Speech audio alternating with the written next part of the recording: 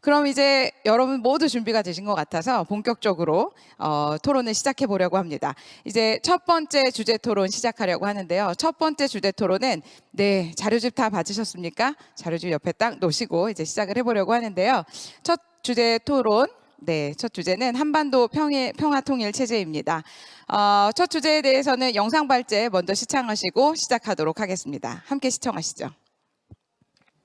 오늘 대화는 한반도의 평화통일 체제에 관련된 문제를 시작하고자 합니다. 우리는 어떤 모습의 한반도를 원하고 있을까요? 국가와 체제를 둘러싼 다양한 주장들이 엇갈리는 가운데 두 가지 주장이 서로 충돌하고 있습니다. 남과 북의 미래, 한 체제로의 통합과 두 체제의 공존, 어떤 모습이 되어야 할까요? 상반된 주장에 대한 각각의 입장을 차례로 살펴보겠습니다. 먼저 하나의 체제로 통합되어야 한다는 입장입니다. 이 주장은 남과 북이 양극으로 나뉜 평화체제가 아니라 하나의 체제가 되어야 한다고 주장합니다. 그러한 입장의 첫 번째 이유는 휴전선이 유지되면 번영의 한반도를 기대할 수 없기 때문입니다.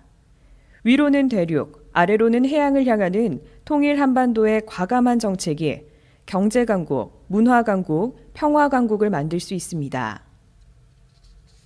또한 한 체제가 되어야만 한반도의 항구적인 평화가 가능하기 때문입니다.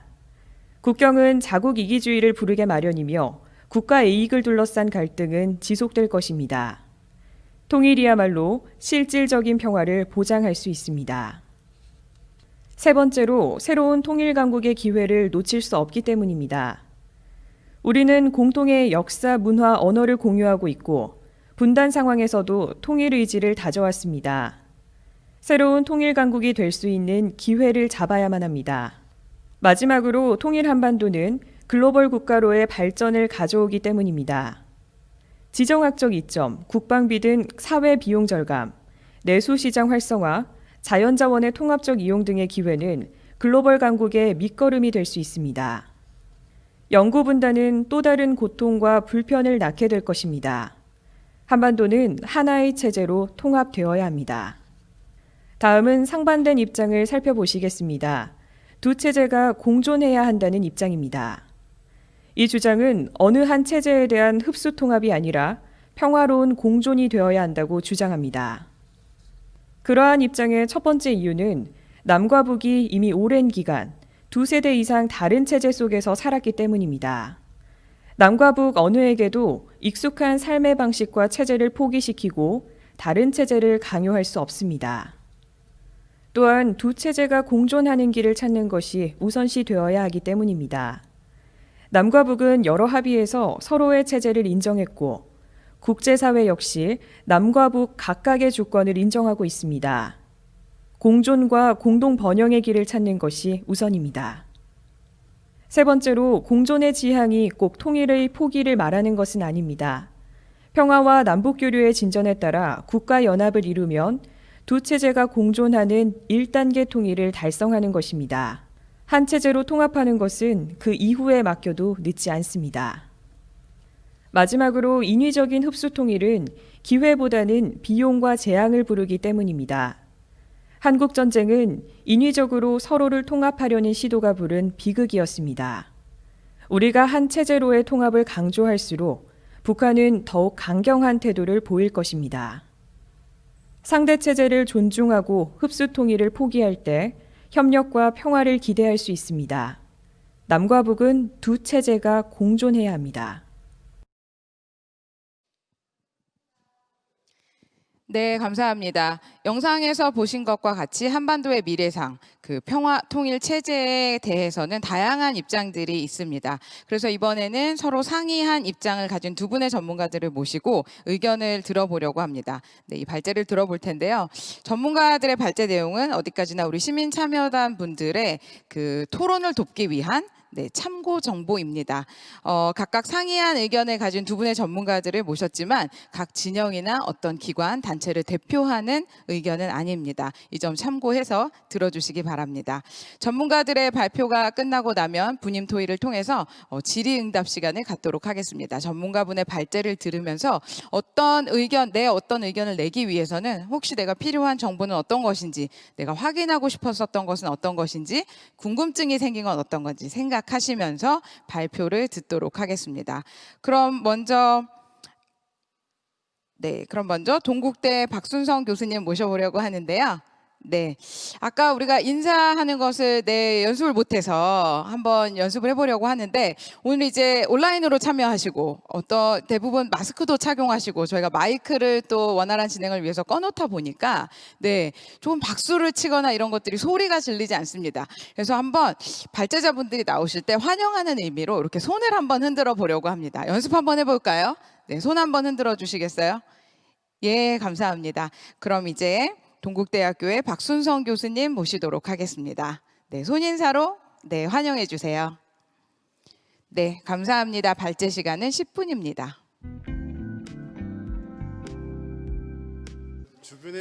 여러분들 주변에 있는 건 보이는데요. 제 앞에는 안 보여서 좀 어색합니다. 반갑습니다, 여러분들.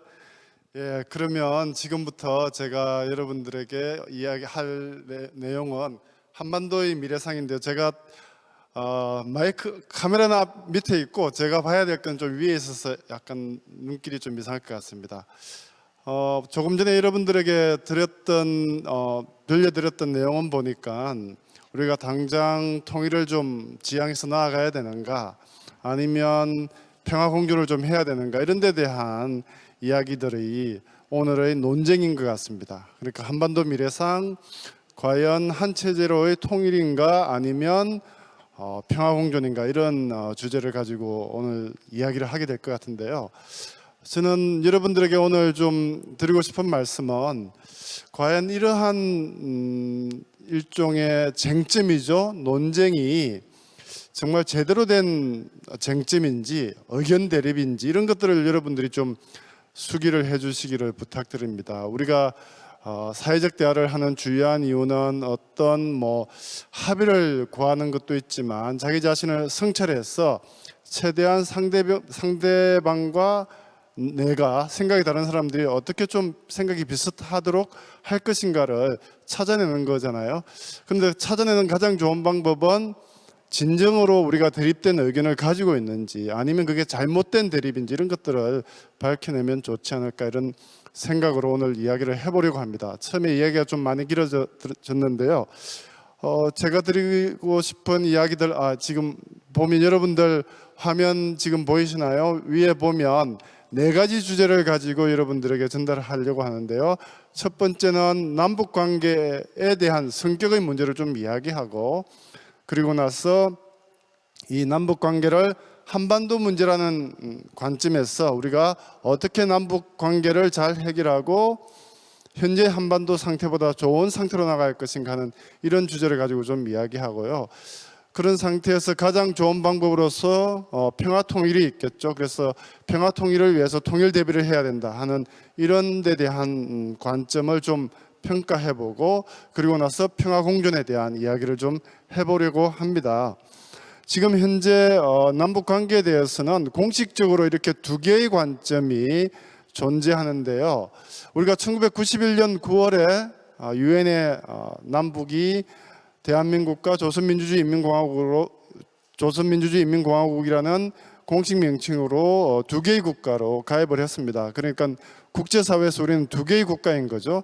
그런데 같은 해에 91년 9월에 유엔에 가입을 했는데 91년 12월에 남한과 북한이 남북 기본 합의서를 채택했습니다. 남북 사이의 화해와 불가침 및 교류 협력에 관한 합의서인데요. 여기에 보면 남과 북은 나라와 나라 사이의 관계가 아닌 통일을 지향하는 과정에서 잠정적으로 형성되는 특수관계, 이렇게 규정을 하고 있습니다. 그러니까 국제사회에서는 2개의 국가인데 남북 사이는 나라와 나라 사이의 관계가 아닌 통일을 지향하는 관계다, 이렇게 되어 있는 거죠. 이걸 제가 좀 약간 뭐 수사적으로 표현해 보면 우리 남한과 북한은 통일도 실패한 상태지만 또 사실은 완벽한 분단도 실패한 이런 상태다. 그래서 여전히 우리는 미래를 어떻게 꾸려나갈 것인가, 어떤 미래를 맞을 것인가에 대해서 좀 열려있는, 실패한 분단, 실패한 통일이지만 열려있는 미래를 가지고 있다, 이렇게 생각해 볼 수 있겠습니다. 그런데 현재 우리 남북한의 관계는 여러 가지로 어려운 상황이죠. 2017년 여름까지만 해도 전쟁의 위기가 있다가 2017년 겨울, 2017년 18년 겨울 동계올림픽을 계기로 평화 프로세스가 진행되는 듯 했으나 지금 남북 관계는 단절되어 있고 북한과 미국 사이의 협상도 단절되어 있는 상황입니다. 게다가 더욱더 어려운 것은 미국과 중국이 전략 경쟁 혹은 패권 경쟁을 심화시켜 나감에 따라서 한반도가 과연 앞으로 어떻게 될 것인가 하는 점에 있어서 남한과 북한의 역할보다 미국과 중국의 역할이 더, 영향력이 더 강해지는 이런 상태입니다. 이런 상황에서 남한과 북한의 관계를 우리는 한반도 문제라고 하는 개념으로 설명을 해볼 수 있는데요. 그냥 좀 도식적으로 표현해 보면 한반도 문제는 한편으로는 전쟁이냐 평화냐 이런 군사 문제가 있고, 다른 한편으로는 공존인가 통일인가 하는 민족 문제, 이런 두 개의 문제로 나누어 볼 수 있습니다. 물론 여기에는 북한과 미국의 대결 혹은 외세의 문제가 있죠. 다른 식으로 표현해 보면 계속 군비 경쟁을 할 것인지 아니면 군비 축소를 해서 평화로 나아갈 것인지, 이런 문제가 있는 겁니다. 이 문제를 해결하는 어떤 이 문제와 관련해서 우리가 도식을 만들어 보면 한반도는 전쟁을 통한 통일도 가능하고요, 혹은 전쟁 상태에서 공존을 하는 일종의 냉전이죠. 그리고 평화 상태에서 공존하는 것도 가능하고 평화 상태에서 통일을 하는 것도 가능하겠습니다. 우리가 전쟁을 통한 통일은 이미 실패했고 오랫동안 냉전 상태에 있으면서 우리가 어려운 시기를 겪었잖아요. 그래서 우리의 이상은 평화 통일일 겁니다. 그러니까 여기에 보면 파란색으로 되어 있는 4번이 가장 이상적인 상황일 겁니다. 그리고 우리가 그거보다 좀 못하지만 그래도 평화공존을 하면 좋겠다, 이런 생각을 할 수 있겠죠. 먼저 이상적인 사회라고 할 수 있는 4번 상태를 보면 통일이죠. 우리가 왜 통일을 해야 되느냐?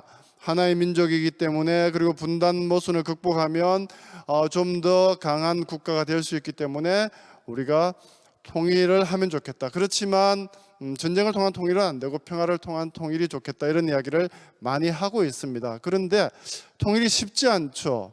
우리보다 먼저 통일을 이룬 베트남이나 예멘의 경우뿐만 아니라 독일의 경우를 보더라도 통일은 굉장히 부담이 되고요. 그리고 통일을 위해서 준비를 하는 것도 만만치 않습니다.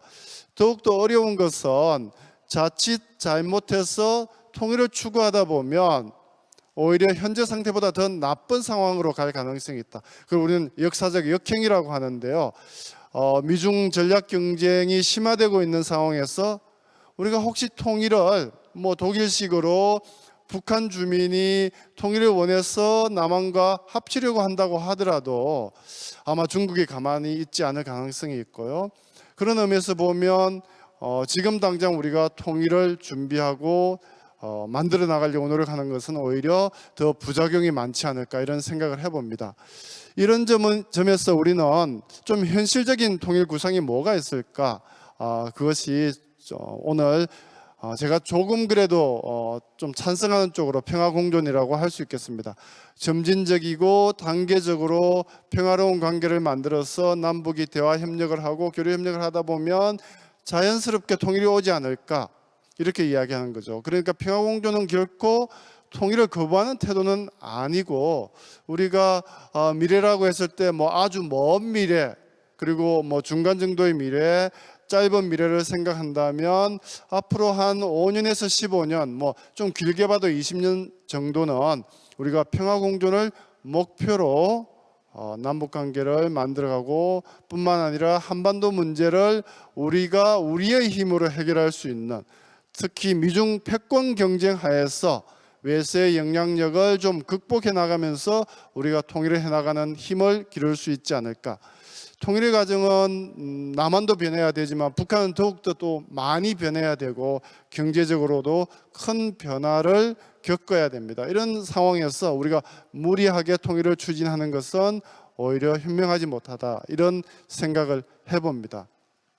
이런 의미에서 우리는 평화공존을 단순히 그냥 두 개의 국가로 분단을 완성하자, 이런 의미가 아니라 실패한 분단에서 성공적인 통일로 나아가는 과정, 그리고 접근을 통한 변화, 우리가 변함으로 해서 또 북한도 변하게 하고, 그리고 우리 남한 사회에 있는 이러저러한 갈등을 오늘처럼 이런 사회적 대화를 통해서 풀어나감으로 해서 우리 사회의 변화를 이끌어내고, 또 먼 미래에 남한과 북한의 주민이 만났을 때 갈등하지 않는 그런 사회를 만드는 것, 그게 당장 통일을 추구하는 통일 대비 전략보다 평화 공존이 더 좋지 않겠는가, 이런 생각을 해봅니다.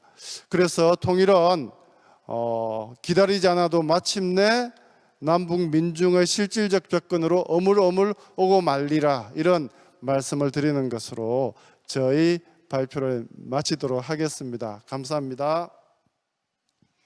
네, 감사합니다. 이번에는 독일 통일정보연구소의 박상봉 소장님의 발제를 듣도록 하겠습니다. 마찬가지로 손 인사로 반갑게 소장님을 모셔보도록 하겠습니다. 손 인사 한번 해주시겠어요? 네, 감사합니다. 발제는 마찬가지로 10분간 진행하도록 하겠습니다. 네.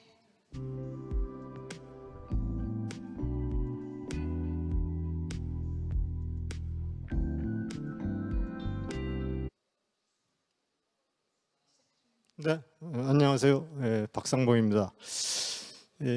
코로나19로 여러분 만나 뵙지 못하고 정말 방에서 고립되어 있어야 될 텐데, 이렇게 좋은 기술로 여러분과 소통할 수 있는 기회를 갖게 돼서 매우 반갑게 생각합니다.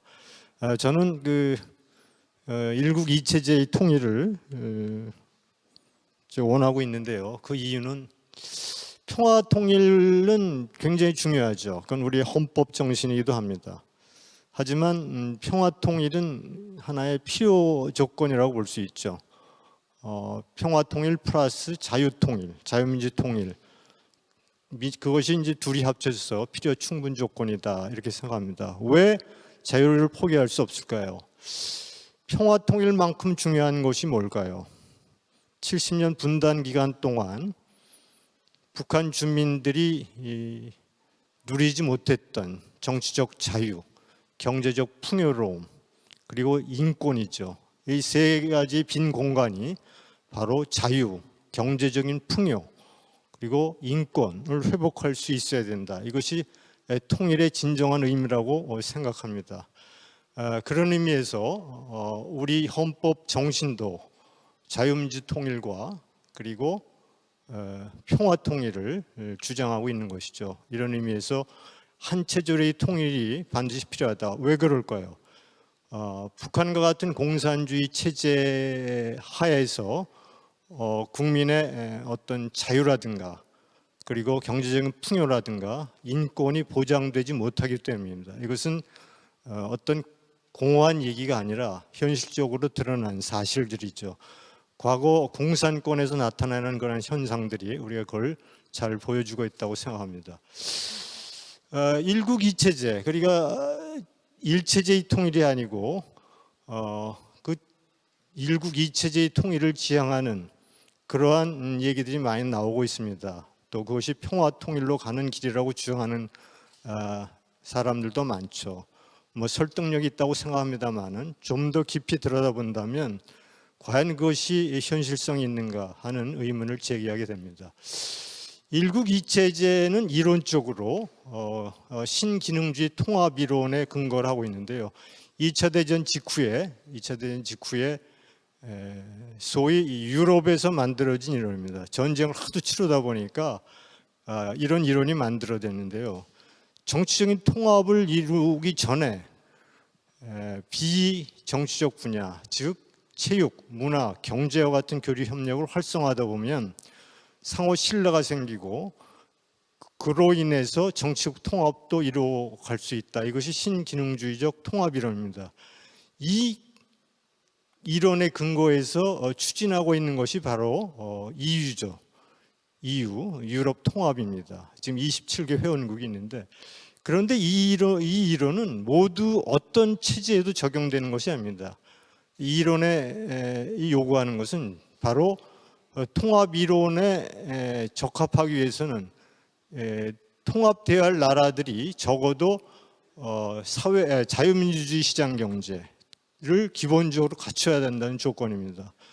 또한 유럽의 경우를 보면 그것도 부족해서 회원국이 되기 위해서, 그러니까 EU에 들어오기 위해서는 GDP 대비 국가 부채 규모도 규정하고 있고 재정 건전성 이런 것들을 추가 조건으로 제시할 정도로 통합 이론을 적용하는데 매우 까다로운 조건을 달고 있습니다. 그건 왜 그럴까요? 아무나 통합돼서 한 시스템에 들어오게 되면 엄청난 부작용을 도출할 수 있기 때문에 그런 겁니다. 그런 의미에서 신기능주의 통합 이론은 사실 엄격한 조건 하에 추진되고 있다, 이렇게 생각을 합니다. 일국이체제는 사실 어떻게 보면 우리가 남녀 간의 친구 사이하고 결혼한 사이의 관계가 매우 다르겠죠. 결혼하게 되면 여러 가지 법적 문제가 생깁니다. 북한과 연방제 또는 일국이체제로 나아갈 경우에 우리가 어떤 문제점이 생길까 한번 생각해 볼 수 있겠죠. 권리는 포기하고 의무만 지는 셈이 되는 거 아니겠는가, 이런 생각입니다. 아까도 얘기했지만 신과 결혼 사이는 천차만별인데 법적으로 북한의 무리한 요구가 이어질 것이다, 이렇게 생각합니다. 또한 우리가 알다시피 경제적으로는 우리가 북한은 40분의 1도 안 되는 굉장히 경제적으로 약하죠. 하지만 정치적, 군사적으로, 외교적으로 북한은 거의 괴물 수준의 강력한 힘을 갖고 있습니다. 미국도 어찌할 수 없는, 제가 괴물이라고 표현했는데, 왜냐하면 그 나라의 비중에 비해 그 정치적, 군사적, 외교적 힘이 비교할 수 없을 정도로 크다, 이런 의미에서 제가 괴물이라는 것을 썼습니다. 또 북한은 민족의 창으로 바라보면 혈육이지만 국제 질서의 창으로 보면 3대 세습 독재 권력입니다. 우리의 통일은 절대로 남북 간의 문제만 아닙니다. 적어도 통일 이후에 우리가 국제사회의 일원, 그리고 통일 후에 번영된 나라로 나아가기 위해서는 국제사회의 동의가 매우 필요하죠. 그런 의미에서 국제사회의 시각도 우리가 무시할 수 없다고 생각합니다. 남북 교류를 한번 따져볼까? 일국이체제하에서 남에서 북한으로 들어갈 수 있는 게 뭘까요? 남에서 북한으로 들어갈 수 있는 게 인권 또는 자유, 이런 사상이 들어갈 수 있을까요? 아니죠, 못 들어가죠. 북한은 철저하게 통제사회이기 때문에 불가능합니다. 반면에 북계에서 남으로 들어올 수 있는 거는 엄청나게 많죠. 북한의 선전선동이라든가 어떤 흑색 선전이라든가 주체 사상이라다, 이런 것들이 우리나라는 통제 없이 들어올 수 있습니다. 왜 그럴까요? 우리는 자유민주 국가이기 때문입니다. 표현의 자유, 집회의 자유, 결세의 자유가 있는 곳으로의 이동은 너무나 쉽기 때문입니다. 지금 시간이 3분 남았군요. 우리가 그 일국 양제의 대표적인 사례를 중국과 홍콩 관계에서 볼 수 있지 않습니까? 최근에 홍콩 보안법이 만들어져서 중국이 홍콩에 대한 장악이라고 할까요? 절대로 지켜지지 않는, 그리고 힘센 나라가 힘없는 나라를 주도해가는 그런 모습을 보게 되는데, 대만과도 마찬가지입니다. 일국 양제가 된다면 대만도 중국의 큰 나라의 공산권으로 흡수될 수밖에 없는 그런 것이 일국이체제의 문제점이라고 생각합니다. 경협 사례를 한번 볼까요?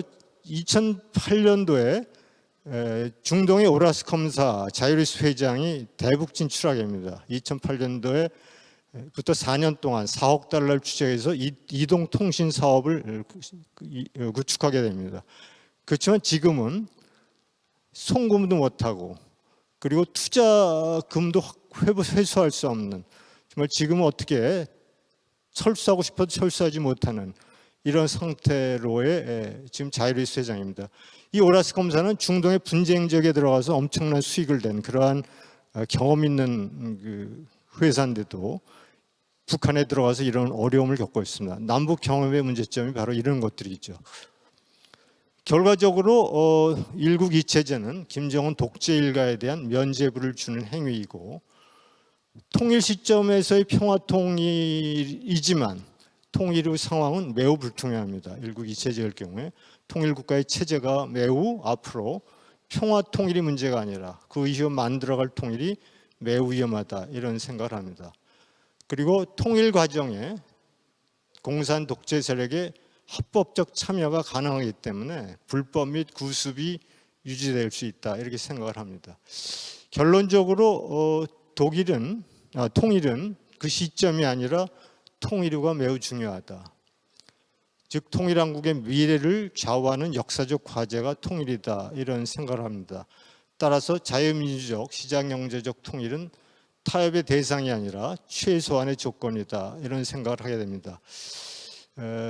만약에 북한이라는 나라가 우리와 같이 자유민주주의 국가, 그 안에 인권이 존중되는 선거를 통해서 지도자를 뽑을 수 있는 그런 체제라고 한다면, 그것이 우리의 분단의 대상국이라고 한다면 우리는 얼마든지 그들과 함께 일국 이체제 경협을 통해서, 그리고 체육교류를 통해서, 그리고 다양한 교류를 통해서 통일을 만들어 갈 수 있을 것입니다.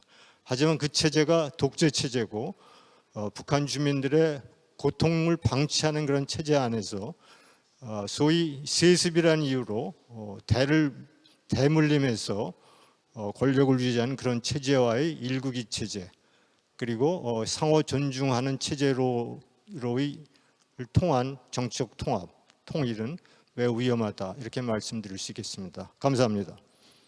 네, 감사합니다. 지금부터 점심 식사 하시기 전까지 아주 짧은 시간이지만 그래도 최대한 잘 이용해서 두 분의 전문가분들께 준비하신 질문하고 응답도 들어보도록 하겠습니다. 한정된 시간이기 때문에 이 시간을 잘 활용하기 위해서 몇 가지 좀 규칙이 있습니다. 그래서 죄송하지만 분인별로 질문이 많으셨지만 그래도 한 개씩만 일단 발표를 부탁을 드렸습니다. 발표를 하지 못하는 질문에 대해서도 서면으로 간단하게나마 응답을 받으실 수 있고, 그거에 대해서 나중에 결과 공유될 수 있도록 준비하고 있습니다. 참고 부탁드립니다.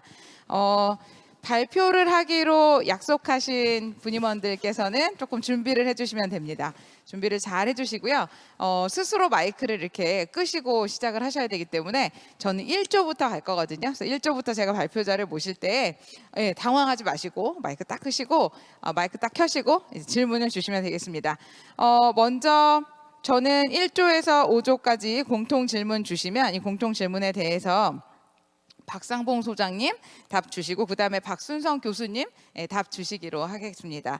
그 이후에 6조에서 10조까지 박순성 교수님께 질문 주시면 개인 답변 드리고, 11조에서 15조까지 박상봉 소장님께 질문 주신 것 개인 답변 하시겠습니다. 그 다음에 16조에서 20조까지는 공통 질문 준비하셨습니다. 마찬가지로 이번에는 박순성 교수님부터 질문에 응답해 주시고 마지막으로 박상봉 소장님 답변해 주시도록 하겠습니다. 이제 발표하신 분들은 제가 1조부터 호명을 드릴 건데요. 준비되셨습니까? 네, 그러면 제가 불러드리도록 하겠습니다. 1조부터 5조까지 질문을 먼저 듣습니다. 1조 조연정님 어디 계십니까? 네, 질문 주세요. 네, 안녕하세요. 서울시 도봉구에 거주하고 있는 조연정입니다. 먼저 두 분께 공통적인 질문을 드리려고 합니다. 통일을 두 개의 체제로 간다면 염려되는 부분이 구체적으로 어떤 것들이 계신지, 그리고 그 부분을 해결하려면 가장 최우선되어야 할 것은 무엇인지, 가장 효율적인 측면에 대한 부분들이 좀 궁금한데요. 두 분께서 주장하시는 것들이 달랐지만 서로 반대되는 입장에서 어떤 부분들이 조금 더 효율적일 것 같다라는 의견들을 주시면 조금 더 이해가 잘 될 것 같습니다. 네, 감사합니다. 2조로 가겠습니다. 2조 박태숙님.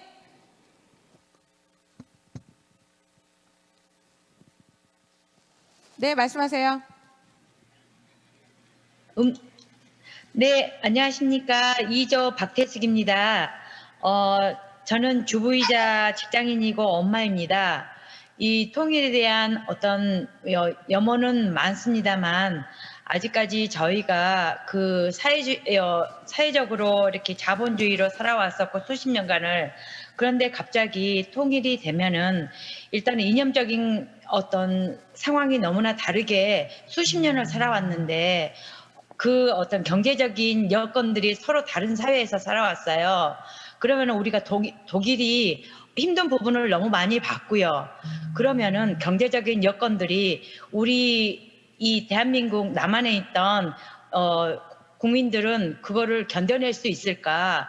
북한 사람들은 어려운 생활을 해왔기 때문에 뭐 그렇게 어려움은 없겠지만 이 남한 사람들은 그렇게 그래도 풍요로운 삶에서 살아왔습니다. 그런데 그렇게 통일이 되면은 이 이념적인 갈등 속에서 이 남한이 너무 어렵지 않을까라는 고민을 해봅니다. 그래서 통일에 대한 불안감은 많이 갖고 있는 것이죠. 그래서 우리나라는 그 통일에 대한 어떤 경제적인 불안감을 해소할 수 있는 준비는 되어 있는지 궁금합니다. 네, 감사합니다.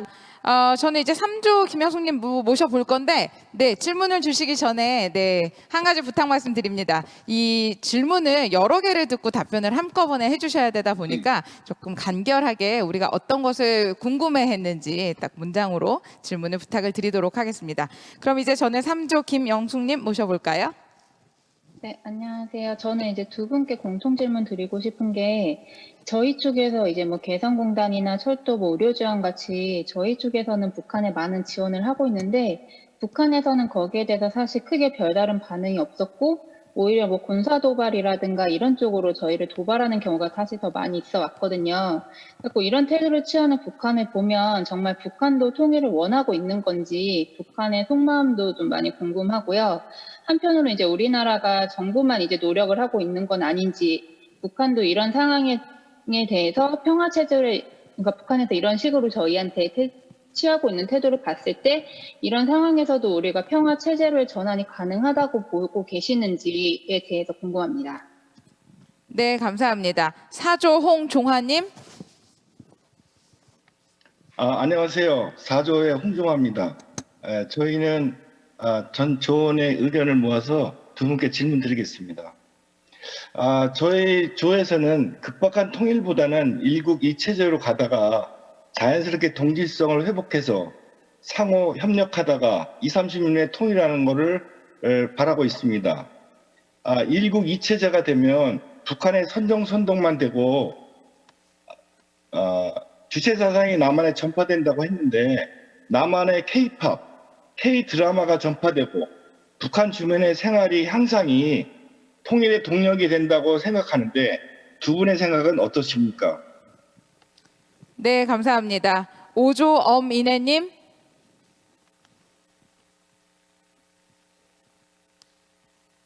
네, 안녕하세요. 오조 어미네입니다. 그 두 분 선생님께 여쭤보고 싶은데요. 남북 통일을 할 때 주변국인 미국과 중국의 대립이 강화될 것을 우려하고 있다고 들었습니다. 근데 독일이 통일할 때는 사상 대립으로 다른 나라의 대립이 없었나요? 그리고 자유민주주의를 바탕으로 한 단일 국가로 통일하는 것이 결국 통일의 첫 시작이라고 말씀하셨습니다. 그 자유민주주의의 통일을 이루기 위한 방법으로 다양한 해결책이 제시되었을 거라는 생각이 드는데 최근까지 제시된 방법 중 가장 실현 가능성이 있는 것이 어떤 것인지, 그 체육, 문화, 경제 등 협력 교류는 몇 번의 시도가 있었는데 그 얼마 전 그 대한민국 4.4 사건이라든지 국민 4.4 사건이나 그 남북 공동 연락사무소 폭발 사건 등 북한의 일방적인 행동으로 인해 그 남북 교류가 중단된 상태인데 어떻게 일국 이체제가 가능한지, 또 이런 상황에서 바로 한 체제로 가는 게 가능한 건지 궁금합니다. 네, 감사합니다. 지금 1조에서 5조까지 공통 질문에 대해서 이제 전문가분들의 응답이 있겠습니다. 먼저 안내해드린 대로 박상봉 소장님께서 4분 동안 답변 주시고 이어서 박순성 교수님의 4분 답변이 있겠습니다. 우선 통일에 대해서 참 국민의 관심은 크고, 그렇지만 이제 통일 후에 과연 통일된 나라가 앞으로 어떤 모습을 띌 건가가 굉장히 중요한 그 관심사항이라고 생각이 됩니다. 근데 우리가 좀 다행스러운 게 하나 있습니다. 그 다행스러운 건 뭐냐면, 독일 통일에 대해서 여러분 많이 알고 있습니다만은 사실은 너무나 부족한 면이 많죠. 특히 독일 같은 경우에는 통일 후에 우리가 과다한 통일 비용도 들였지만 사실은 지금 돌아보면 그것은 통일 비용이라기보다 오히려 플러스 알파를 갖고 돌아오는 투자의 개념으로 얘기하는 것이 많습니다. 왜냐하면 지금 통일 30주년이 되고 있지만 독일은 뭐 한마디로 얘기해서 독일 한 나라가 수출하는 수출액 규모가 유럽 전체가 수출하는 거의 60%를 차지한다는 거 아십니까? 독일의 GDP가 4조 달러가 넘습니다. 그런데 영국이 2위인데 유럽에서 3조 달러 정도 되죠. 1조 달러의 차이가 납니다. 이렇게 통일 후에 비로소 독일은 정말 경제적으로 정치적으로 막강한 강력한 나라가 됐죠. 그렇다고 제가 뭐 통일에 있었던 여러 가지 잘못된 것들을 두둔하자는 것이 아니고, 최초의 통일을 했음에도 불구하고 자유통일한 이후에 모든 부작용을 극복해가는 과정, 이런 것들을 우리가 면밀히 분석하고 연구할 필요가 있다고 생각합니다. 제가 독일 통일을 얘기하지만 저는 독일이 어떤 시행착오를 범했는지 이것만 조사하고 연구해도 우리는 참 통일 후에 통일 한국을 경영해 가는데, 정책을 펴는데 굉장히 많은 좋은, 참 우리가 고지를 독일보다 우선 갖고 출발할 수 있다. 그런 의미에서 우리는 후발국이지만 독일의 통일이 있어서 다행이다, 이런 생각을 합니다. 4조에서 1국 2체제에 대한 얘기를 하셨고, 동질성 회복을 한 이후에 20, 30년 후에 이제 통일 얘기를 하셨는데, 제가 아까도 말씀드렸지만 K-팝이나 여러 가지 좋은 우리의 그 문화들이 북한에 들어가기에는 굉장히 한계가 있습니다. 아까도 말씀드렸지만 우리는 뭐 자유민주주의 국가죠. 모든 정보, 전 세계의 모든 정보, 모든 소식, 모든 문화가 우리 다 누릴 수가 있습니다. 근데 북한이란 나라는 그것이 원천적으로 차단돼 있습니다. 그러니까 그것이 이제 공산 독재 체제죠. 거기에 뭐 인터넷이 됩니까? 물론 자기끼리 일부 그 기득권끼리 뭐 지고 있는 인트라망은 구축돼 있지만 모든 북한의 주민들이 국제사회의 정보를 취득하기 어렵죠. 그러니까 취사 선택을 해서 정부가 던져주는 정보만 가질 수 있기 때문에, 그래서 제가 말씀드렸던 게 1국 2체제 전에 반드시 필요한 것이 그 나라가 자유민주주의, 적어도 지도자는 민주적 절차에 따른 그 지도자를 선출할 수 있는 시스템을 만들어야 된다. 바로 독일이 그걸 성공했거든요.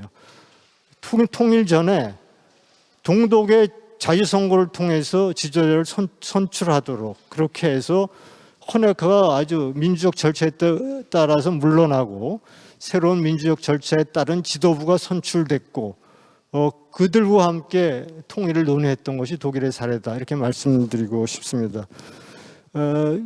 통일 당시에 독일도 여러 가지 국제사회의 주변국들의 반대가 있었죠. 그런데 독일의 통일을 그런 반대에도 불구하고 이룰 수 있던 것이 뭐죠? 뭐 콜 총리의 외교적인 노력도 중요하지만 더 중요한 것은 동독 주민들의 요구였습니다. 우리에게 자유를 달라. 우리가 인민이다. 우리가 국민이다. 우리에게 더 이상 자유를 통제하지 말라는 요구가 라이프치히에서 시작됐고 그 라이프치히의 그 혁명이 소위 우리에서 무열혁명이라고 하는 것이고 이것이 동독의 지도부를 변화시키는 바꾸는 데 결정적인 역할을 했고 그들의 요구가 국제사회의 그러한 그 반대에도 불구하고 관철됐다 이렇게 말씀드릴 수 있겠습니다. 네, 감사합니다. 이번에는 박순성 교수님의 응답 4분 동안 역시 듣겠습니다. 발제자분들께서는 화면 아래쪽에 시간 참고해 주시기 바랍니다. 예, 여러분들 제가 처음에 발표할 때는 좀 긴장해서 여러분들 얼굴을 자세히 보지 못했는데요. 지금 여러분들 뵈니까 반갑습니다. 제가 이 사회적 대화에 작년에도 한번 참여해 봤는데요.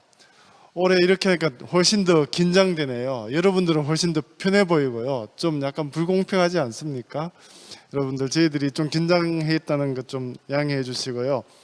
지금 5개 공통 질문 굉장히 어려운 질문이어서 꼼꼼하게 다 답변 드리기에는 힘들 것 같고요. 제가 그냥 질문을 보고 메모를 한 거를 그냥 말씀드리면 이렇습니다. 지금 남북한 사이에서 평화 공존을 하고 교류 협력을 하자 이렇게 하면 좀 공허하지 않습니까? 그래서 과연 남북한이 이 상태에서 두 개의 체제로 두 국가 이 체제로 평화 공존을 할 수 있을까? 하려면 뭘 해야 될까? 역시 대화와 교류 협력밖에 없지만 지금 이걸 이야기하면 굉장히 좀 공허하게 들릴 겁니다. 그래도 노력을 해야 되죠. 누가 노력을 해야 되느냐? 저는 우리가 먼저 변할 수밖에 없다 이렇게 생각이 듭니다. 독일 통일과 관련해서 독일 통일의 전 과정에서 가장 획기적인 변화를 한 것은 1960년대 후반에 이제 그 베를린 시장이었던 브란트죠. 브란트가 그 뒤에 이제 수상이 됐는데 그때 그 브란트의 참모였던 에곤바가 한 이야기인데요. 접근을 통한 변화 이렇게 표현합니다만 거기에 보면 핵심은 우리가 먼저 현실을 있는 그대로 인정하고 우리부터 생각을 좀 바꾸자 이런 이야기를 했거든요. 이 이야기도 좀 공허합니다. 공허하지만 과연 이것 말고 대안이 있는지. 독일 통일 사실은 독일 이 체제가 바뀌어서 독일 주민들이 이제 서독과 우리는 통합을 하겠다. 독일 국가를 해체하고 이렇게 했는데 과연 지금 북한에서 그게 가능할 건지 그렇게 되려면 북한 주민들의 변화를 어떻게 우리가 가져올 건지 이런 데 대한 고민을 좀 해야 될 것 같고요. 다행히 북한은 최근에 한 20년 정도 사이에 경제가 어려워지면서 오히려 시장이 발달하고 국가가 북한 정부가 각 지역의 시장을 만들었습니다. 그리고 시장 경제가 절대적인 건 아니지만 주민들의 생활과 밀접하게 연관되면서 시장의 발달이 또 주민들 사이의 정보의 교환도 많이 이루어지고 있거든요. 그런 점에서 우리가 좀 희망을 가져보자, 인내심을 가져보자. 우리 대한민국의 변화도 굉장히 오랜 시간이 걸렸잖아요. 그런 말씀을 드리고 싶고요. 다음에 3번 질문이 굉장히 좀 저는 의미 있다고 생각됩니다. 북한의 속마음이 궁금하다 이런 말씀을 하셨는데요. 알기가 힘들죠. 근데 여러분들 좋아하는 영화인지는 모르겠습니다만 배트맨이 주인공인 다크나이트에 보면 이런 이야기 있잖아요. 내가 누구인지는 내가 하는 말이 아니라 나의 행동이 내가 누구인지를 가르쳐 준다 이렇게 이야기하거든요. 북한의 행동 우리 굉장히 불만스럽죠. 그런데 때로는 개성공단, 금강산 관광 이럴 때 보면 사실은 북한이 자신들의 지역을 내어놓은 거거든요. 남한에게 설악산이나 파주 지역을 내어놓으라고 하면 우리 내어놓을 수 있을까요? 군사적으로 굉장히 우리 불안감 많이 느낄 거라고 생각합니다. 그런 의미에서 우리가 개성공단과 금강산 관광을 우리 남한이 양보하고 북한이 양보 안 했다 이렇게 생각하지만 실제로는 북한이 엄청난 군사적인 양보를 했다 이런 점을 좀 주목해 주시기 바랍니다. 저 답변 이 정도로 할게요. 예. 네, 감사합니다. 두 분 다 답변 감사드립니다. 이제 저는 6조부터 10조까지 박순성 교수님께 지목 질문하는 것 부탁드리도록 하겠습니다. 질문을 해주실 분은 마찬가지로 질의는 조금 간단하게 1분 내외로 부탁을 드리겠습니다. 이제 6조의 유혜림님 모십니다. 네, 안녕하세요. 6조의 유혜림입니다. 앞서 분단을 겪었던 독일의 살기로 미루어 보았을 때 현재 북한이 독일과는 달리 3대 독대까지 이루어진 만큼 과거 독일과는 또 다른 비용적인 부담이 더욱 심화될 것으로 예상됩니다. 이러한 부분에 대해서 교수님께서는 어떻게 생각하시는지가 궁금합니다. 네, 감사합니다. 7조 박희준님. 네. 예, 안녕하세요. 7조 박혜준입니다. 저희도 박순성 교수님께 질문이 있습니다. 그러니까 저희도 방금 6조에서 말씀하신 것처럼 비용적인 문제에 대해서도 얘기가 나왔지만 그 부분은 이제 일단 6조에서 하셨으니까 그 부분을 빼고요. 일국 이체제의 안정성에 대한 질문인데요. 그러니까 일국 이체제 통일국가에서 분명히 발생할 것 같은 그런 경제적, 문화적 그러한 상해함에서 오는 사회적 불안정이 하고 그다음에 불만 같은 것들이 존재하는 것은 물론이고 실제로 너무나 다른 체제이기 때문에 정치적인 외교적으로도 굉장히 불안정한 상태가 될 거라고 저희는 생각을 했어요. 그래서 이러한 양국의 사회적 불안정이나 불만을 그러니까 국민들의 불만을 해소할 그런 방안 같은 것과 그다음에 통일 국가를 어떤 식으로 계속 유지를 할 수 있을지 그런 현실적 노력 방안에 대해서 생각하고 계시는 것이 있는지 그걸 여쭤보고 싶습니다. 네, 감사합니다. 8조 진상진님.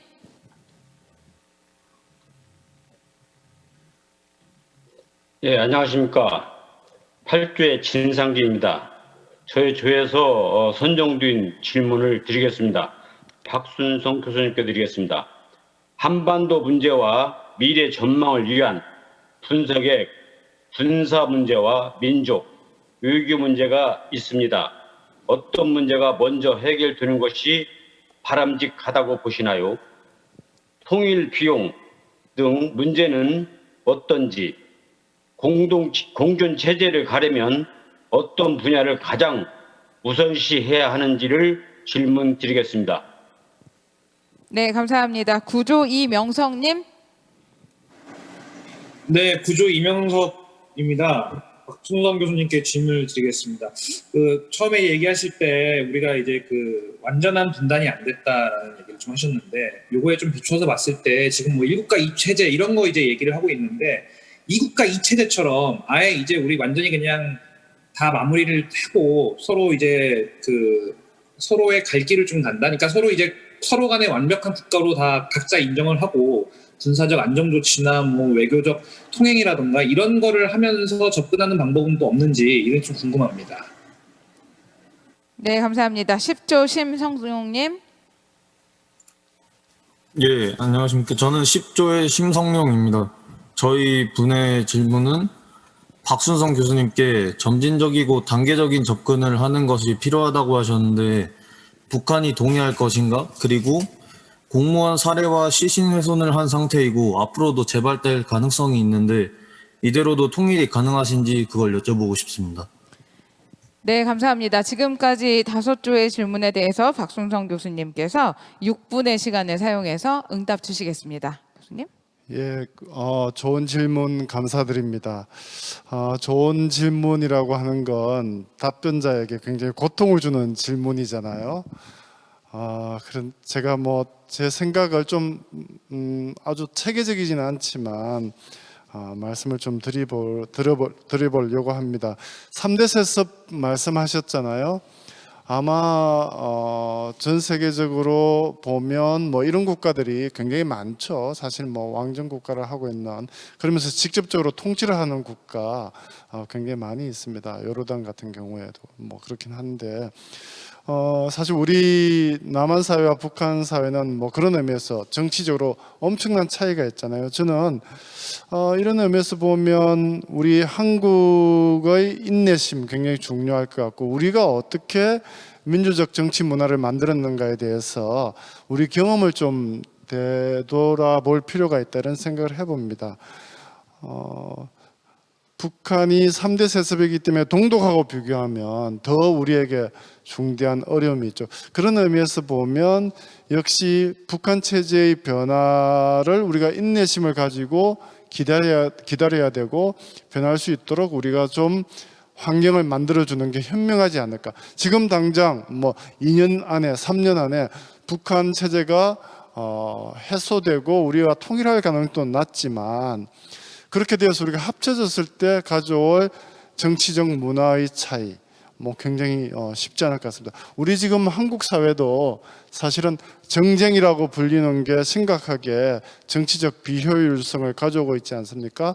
민주주의의 비용을 가져오는데, 그런 의미에서 우리가 좀 신중해야 될 필요가 있다, 이런 생각이 들고요. 그다음에 뭐 그 하나의 민족, 하나의 그러니까 군사 문제하고 민족 문제가 있는데, 어떤 의미에서 뭐 평화롭게 통일하면 두 개 다 해결되겠죠. 그런데 하나의 민족이니까 하나의 국가를 꼭 뭐 만들어서 살아야 되나 하는 질문을 우리가 던져보면, 사실은 하나의 민족이 하나의 국가를 만들어서 살기 위하는 이유라고 그럴까요? 그건 우리가 좀 평화롭고 번영하고 이런 거잖아요. 그런데 우리가 두 개의 국가가 있더라도 평화롭게 살아간다면 일단 군사 문제는 해결되잖아요. 그리고 나서 동시에 평화롭게 살다 보면 왔다 갔다 남북이 하다 보면 두 개의 국가로 사는 것보다 하나의 국가로 사는 게 더 편할 수 있다. 이렇게 되면 민족 문제, 통일 문제도 해결되는 거거든요. 그런 의미에서 본다면 구태여 뭐 민족 문제가 먼저 해결되어야 하느냐, 군사 문제가 먼저 해결되어야 하느냐, 이렇게 볼 때는 역시 군사 문제, 평화의 문제가 우선적이다. 그런데 이 평화의 문제를 해결하는 데 있어서 중요한 것은 서로 간의 신뢰거든요. 그 신뢰라고 하는 관점에서 보면 북한이라고 하는 국가와 남한이라고 하는 국가 사이의 신뢰는 지금 굉장히 낮을 거라고 생각합니다. 그렇지만 북한의 민족 구성원과 남한의 민족 구성원이 민족이라는 관점에서는 역시 좀 신뢰를 그래도 국가 관점보다는 좀 더 높이 만들 수 있으니까 이 평화의 문제를 해결하는 데 있어서도 이 민족이라고 하는 개념을 좀 이용할 수 있지 않을까, 이런 생각이 들고요. 더 나아가서 이 민족 문제와 군사 문제는 사실은 우리 민족 내부의 문제이기도 하지만 외세의 문제가 역사적으로 얽혀 있는 거잖아요. 그리고 이 외세의 문제에 있어서 우리가 군사적으로 약하기 때문에 미소에 의해서 양분되었고, 또 일제시대 때 또 우리가 식민지 지배를 받은 거잖아요. 그런 의미에서 본다면 우리의 일제 식민지의 경험이나 그리고 현재의 민족적 양분의 상태도 역시 민족 문제와 군사 문제의 분리 불가분성을 좀 이야기하고 있지 않은가, 이런 생각을 해봅니다. 이제 이국가 이체제 말씀을 하시는데요. 지금 사실 우리가 이국가 이체제 상태죠.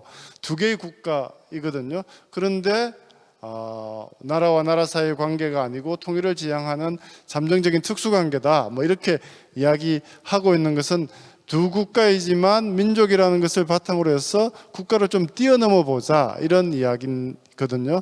그런데 체제가 다르니까 쉽지 않잖아요.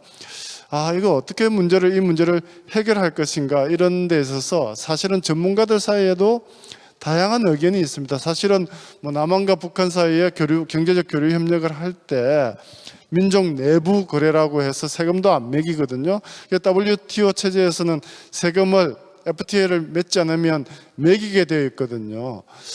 그래서 어떤 전문가들은 남한과 북한이 아예 남북한 사이에 FTA를 뭐 체결하자, 이렇게 주장하는 사람들도 있습니다.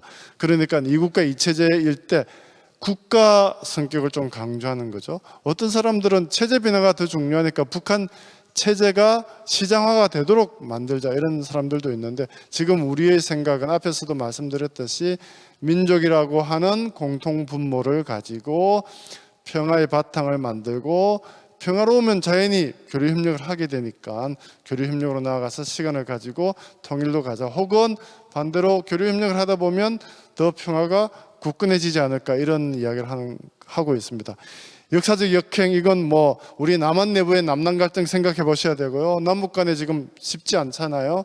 게다가 미중 패권 경쟁을 생각한다면 뭐 혹시 북한이 체제가 불안정해서 만약에 무너진다 하더라도 과연 중국이 그대로 있을 것인가, 이런 걸 생각해 보면 제가 말씀드린 역사적 역행의 의미를 파악할 수 있을 것 같습니다. 예.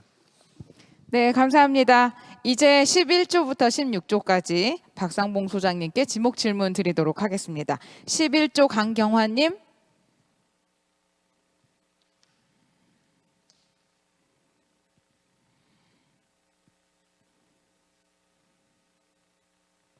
네, 11조 강경화님 질문 주세요.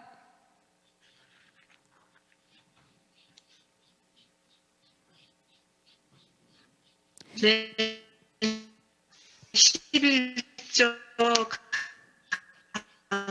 강경화입니다. 박상봉님께 질문. 죄송합니다. 11조 강경화님. 네, 지금 연결이 원활치 않은 것 같아서 조금 있다가 다시 모셔보도록 하겠습니다. 네, 화면 잠깐만 다시 점검한 다음에 이따가 다시 모시도록 하겠습니다. 이제 12조 이정자님 먼저 모십니다. 12조 이정자님. 이것을 이해하는 어려움이 네, 12조 이정자입니다. 남북이 한 체제로 갔을 때 국민의 정서적 또 고육적 이념적 통합을 어떻게 이루어낼 수 있을지 궁금합니다. 네, 감사합니다. 13조 윤형식님. 네, 안녕하세요. 13조 윤형식입니다. 저희 13조에서 모아진 의견 질문드리겠습니다. 박상봉 교수님께 질문드립니다. 통일 시기보다 통일 후가 중요하다고 했는데요. 한 체제로 갔을 때 이념과 문화 갈등, 경제적 혼란이 심할 것으로 예상됩니다. 이를 최단 기간 내에 해소할 수 있는 좋은 방안에 대해서 말씀해 주시고요. 통일 비용도 시민의 세금이 더 증가할 수밖에 없을 텐데요. 그렇다면 일반 시민에게 내부의 동의를 받아야 하는 절차가 필요해 보입니다. 이런 점은 어떻게 해결해야 할까요? 네, 여기까지입니다. 네, 감사합니다. 14조 최절규님.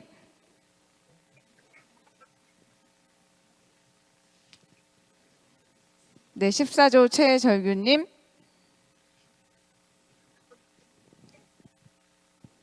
(14조의) 최철규입니다. 네, 통일을 이루기 위해서 어떤 것을 우리가 준비해야 할까요? 정부에서는 어떻게 해야 할지, 국민은 어떻게 해야 할지, 그리고 말씀하신 북한이 자유민주적, 시장경제적 통일에 찬성하도록 유도하는 방법이 무엇이라고 생각하시는지 궁금합니다. 네, 감사합니다. 15조 남상두님. 네, 안녕하세요. 저는 15조 남상두입니다. 박상봉 소장님께 드리고 싶은 저희 부님의 질문은 일국 이체제 통일, 소위 말하는 연방제 통일이라고 하는데요. 이러한 통일이 한반도에서 이루어졌을 때 남한의 경우 북한보다 체제의 어떤 우월성, 충성도 면에서 상당히 약하기 때문에 결국 남한이 공산화할 가능성이 많다는 말들이 있습니다. 이를 해결할 해결책은 무엇인가를 묻고 싶습니다. 네, 감사합니다. 11조 강경화님 다시 연결해 볼까요? 네, 11조 강경화입니다. 네, 질문 주세요. 네, 박상봉님께 질문드립니다. 일국 이체제로 갈 경우에 우리가 살아온 환경과 가치관, 즉 이념과 사상이 너무 달라서 이것을 융화하는 데 어려움이 많을 것으로 생각됩니다. 이것을 해결하기 위해서 구체적인 해결 방안이 있는지, 또 독일 통일 시에 일어난 많은 부작용 중에 하나인 실업과 경제적인 후유증에 대해 독일은 어떤 식으로 해결을 했는지 구체적인 사례에 대해서 말씀해 주셨으면 하고요. 또한 우리나라는 거기에 대해서 어떤 해결책을 갖고 있는지에 대해서 궁금합니다. 네, 여기까지입니다.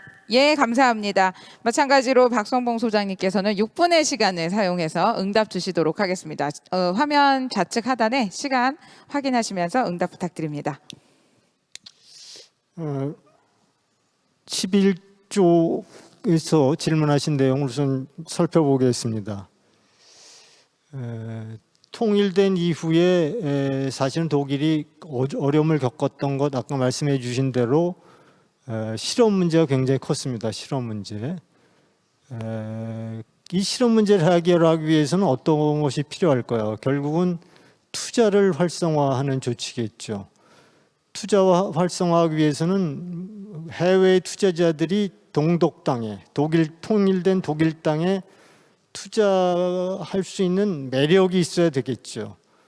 여러분 생각해 보십시오. 지난 개성공단에 우리가 사례를 봤듯이 개성공단에 투자한 투자자들이 누굴까요? 전 세계에 개방을 했지만 투자한 사람은 국내 기업들 뿐이었죠. 왜 그럴까요? 정치적 위험이 너무 크기 때문에 투자를 할 수 없는 것입니다. 그런 의미에서 일단 통일된 나라는 투자가 보장된 그런 체제여야 됩니다. 즉 자유민주 체제가 최소한의 조건입니다. 이것이 만들어지지 않고서는 어떠한 투자자도 그 체제에 투자하려 하지 않을 것입니다.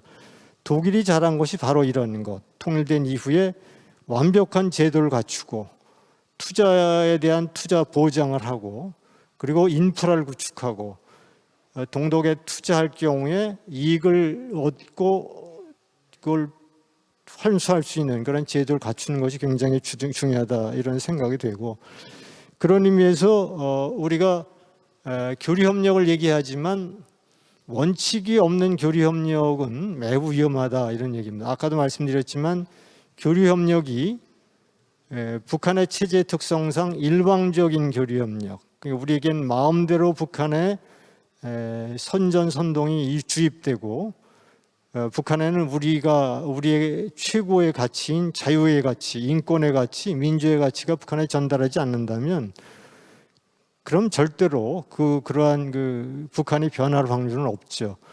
그러니까 이번에 우리 공무원 살해 사건에서도 왔지만 우리 국민을 위협할 경우에 반드시 그 대가를 치른다는 강력한 어떤 메시지가 없는 이런 원칙적 대응이 없다면 북한은 절대로 변하지 않습니다. 독일 같은 경우에 적군을 통한 변화를 통해서 누가 변화했죠? 적군을 통한 변화를 추진하는 과정에서 결국은 동독이 변화한 겁니다. 동독 주민들이 변화하고 그들이 라이프치히에서 모여서 반공 투쟁을 벌였고 통일운동을 전개했던 것이 우리가 돌아볼 수 있는 그런 거죠. 또 하나는 우리가 독일에서 범한 시행착오를 잘 연구하는 겁니다. 아까도 말씀드렸지만 독일은 처음 이러한 통일을 하는 것이기 때문에 너무나 많은 시행착오를 범했거든요.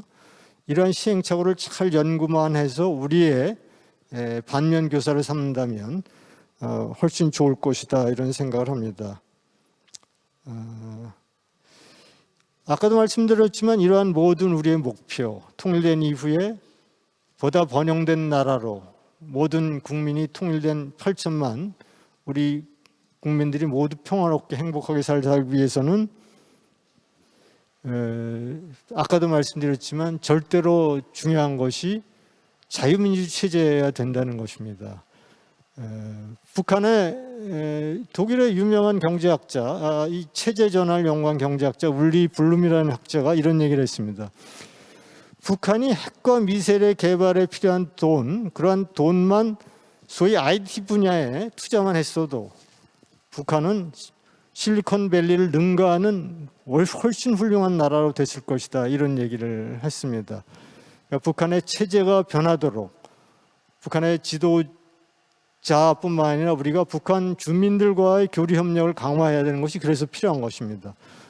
북한 정권에 대해서는 보다 원칙적인 대응이 중요하죠. 대한민국 국민을 위협할 때는 그 대가를 치르도록 하는 것, 그리고 국제사회 규범을 어기고 인권 침해를 할 경우에는 또한 그 대가를 반드시 치를 수밖에 없다는 그런 교훈을 주어야 변하지 않겠습니까? 국민을 살해해도 오케이, 인권 침해를 해도 오케이, 대한민국 국민이 6명이나 인질로 잡혀 있어도 아무 말 없는 그런 원칙적 대응으로는 절대로 북한 사회는 변하지 않을 것입니다.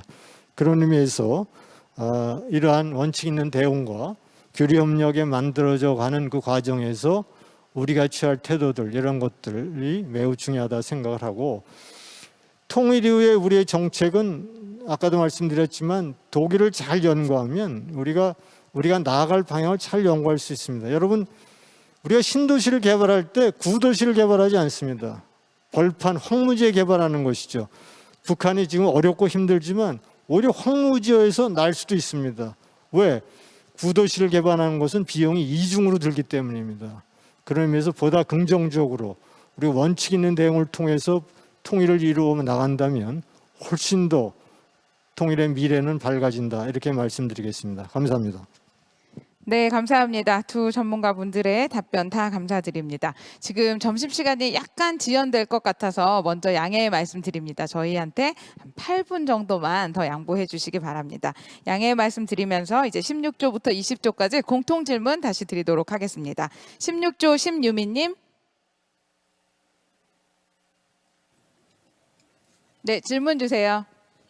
네, 안녕하세요. 저희 16조 공통 질문 드리도록 하겠습니다.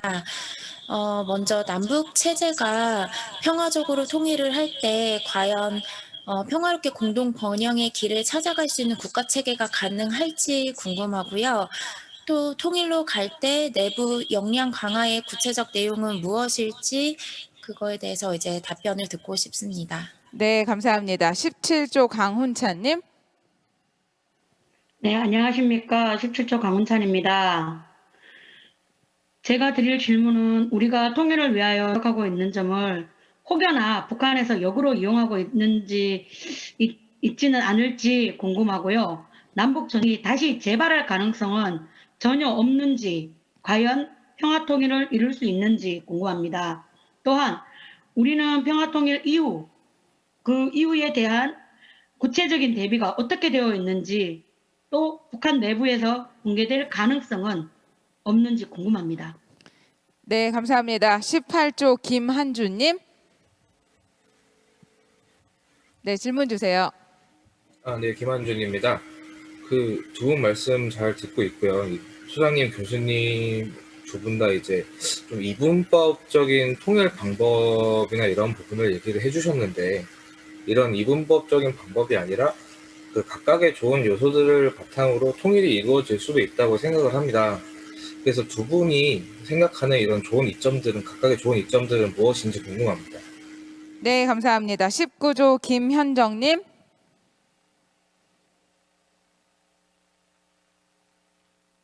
네, 마이크를 켜주시기 바랍니다. 감사합니다.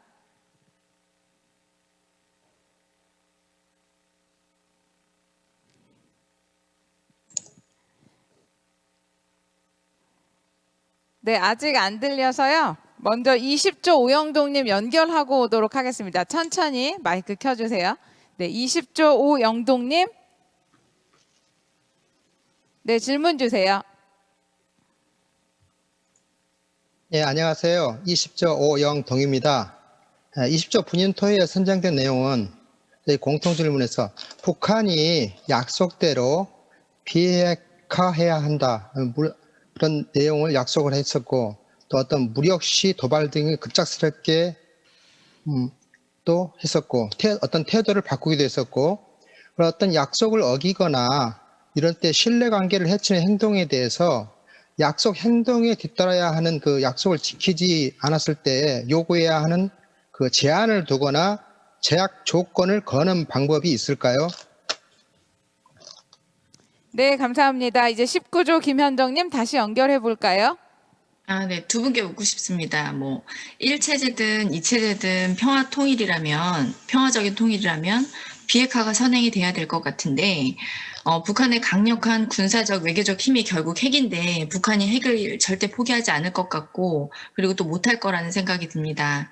그리고 북한이 핵을 그나마 포기할 수 있게 도와줄 수 있다라는 게 중국이라는 생각을 하는데, 과연 중국이 무엇을 위해서 북한의 핵 포기를 유도할 것인지, 실질적으로는 우리나라 남한 말고는 그 누구도 한반도 비핵화를 원하는 마음이 없어 보이는데, 네, 교수님들 생각은 어떠신지 궁금합니다.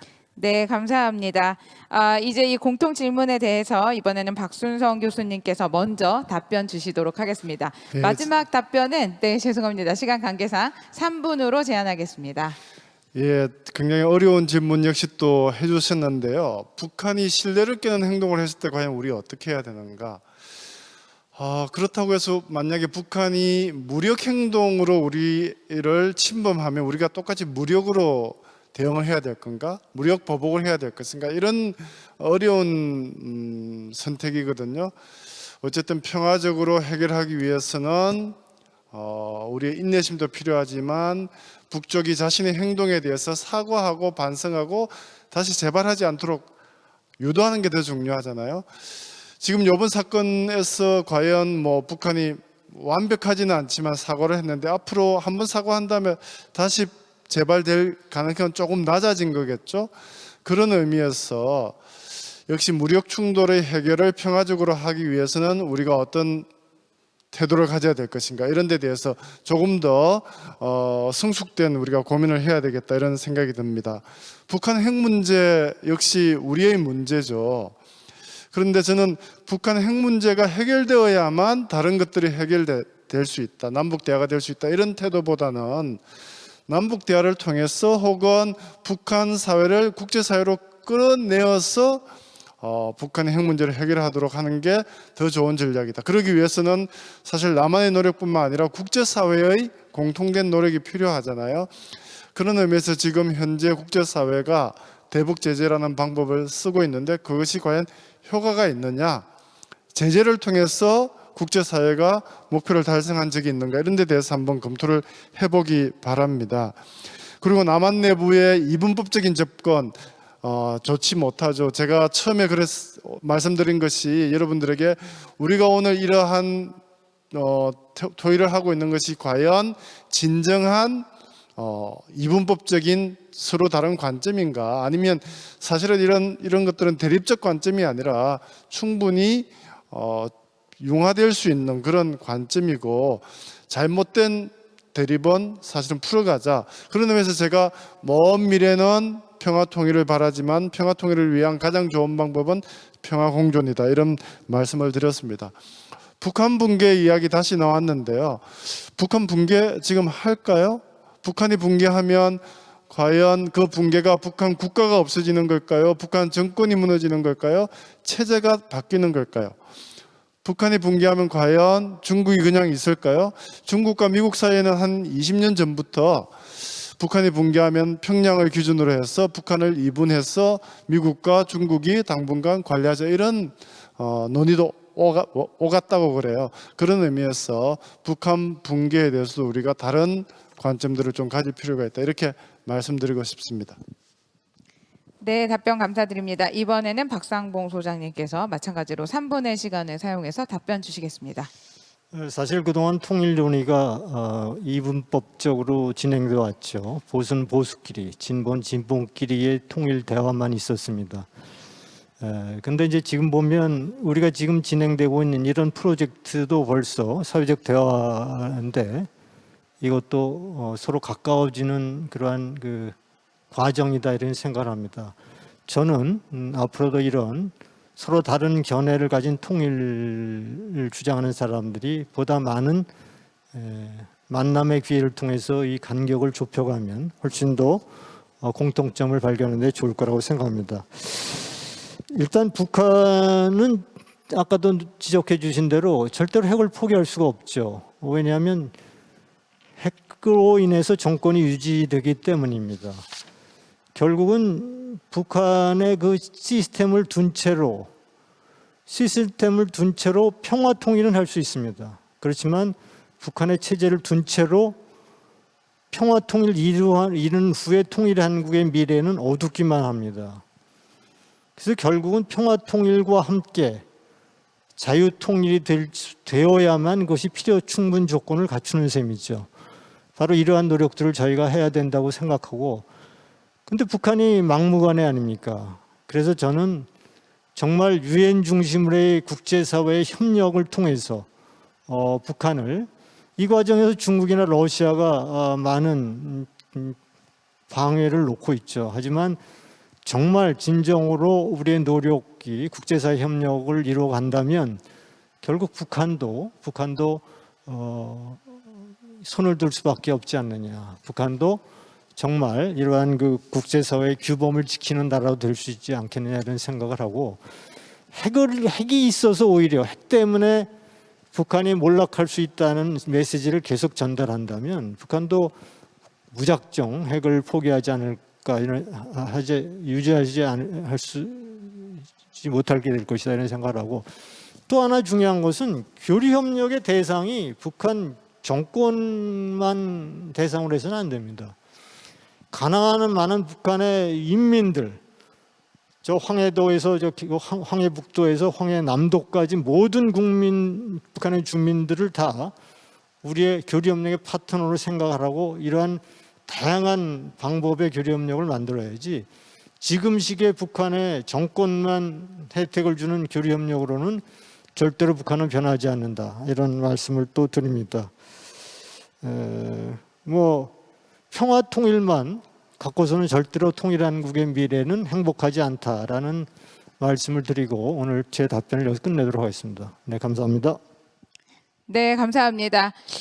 두 분 전문가분들의 응답까지 다 들어보았습니다. 질문하셨던 것들에 비해서는 조금 응답이 부족하시다 생각하실 수도 있습니다. 하지만 이 짧은 시간 동안에 최선을 다해서 응답해 주셔서 전문가분들께 다시 한번 감사 말씀드리면서 조금 부족하시고 조금 더 채워줘야 되는 부분이 있다고 생각하시는 부분들은 문서로 짧게나마 간단하게 응답 더 추가해서 드리도록 하겠습니다. 이제 오전 시간을 마무리 짓고 점심을 드시려고 합니다. 오전 시간 굉장히 고생 많이 하셨습니다. 옆에 이제 있지는 않지만 화면으로 제가 볼 때에는 옆에 다 같이 앉아 계시는 것처럼 보입니다. 옆에 분들께 오전 시간 고생했다고 박수 한번 쳐줄까요? 네, 옆에 분들께. 네, 수고 많이 하셨습니다.